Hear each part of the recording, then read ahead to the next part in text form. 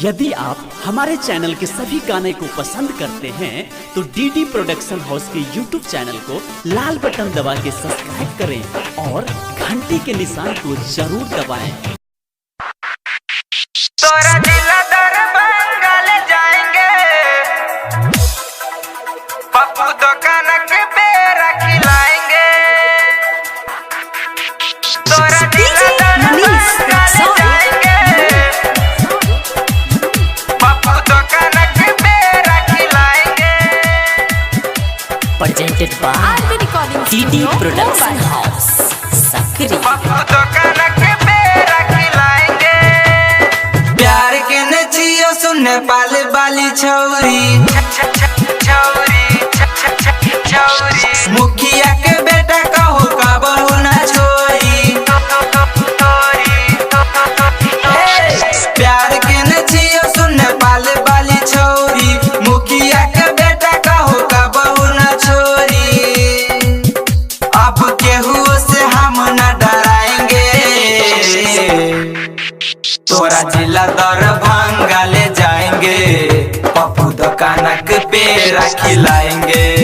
तोरा जिला दरभंगा ले जाएंगे, पप्पू दुकान के पेड़ा खिलाएंगे। तोरा जिला दरभंगा ले जाएंगे, पप्पू दुकान के पेड़ा खिलाएंगे।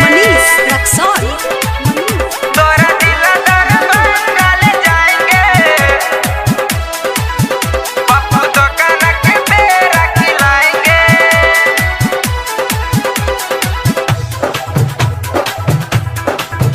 पप्पू दुकान के पेड़ा खिलाएंगे। हाँ तोहरा के हम कुशेश्वर घुमाएंगे, दोनों गोरा मिल के डुबकी लगाएंगे, डुबकी लगाएंगे, डुबकी लगाएंगे। हाँ तोहरा के हम कुशेश्वर घुमाएंगे, दोनों गोरा मिल के डुबकी लगाएंगे। मन भावन होटल में मछली खिलाएंगे, मन भावन होटल में मछली खिलाएंगे।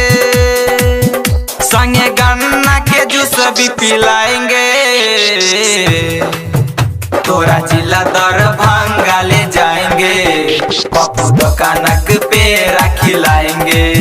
तोरा जिला दरभंगा ले जाएंगे, पप्पू दुकान के पेड़ा खिलाएंगे। तोरा जिला दरभंगा ले जाएंगे,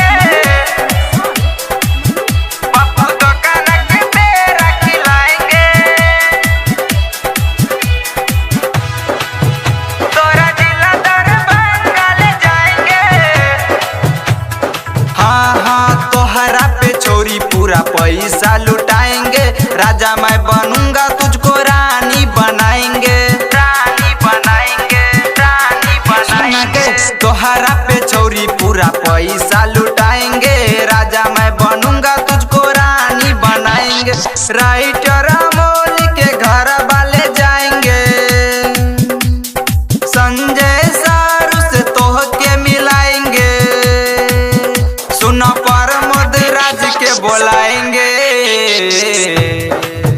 तोरा जिला दरभंगा ले जाएंगे, पप्पू दुकान के पेड़ा खिलाएंगे। तोरा जिला दरभंगा ले जाएंगे, पप्पू दुकान के पेड़ा खिलाएंगे।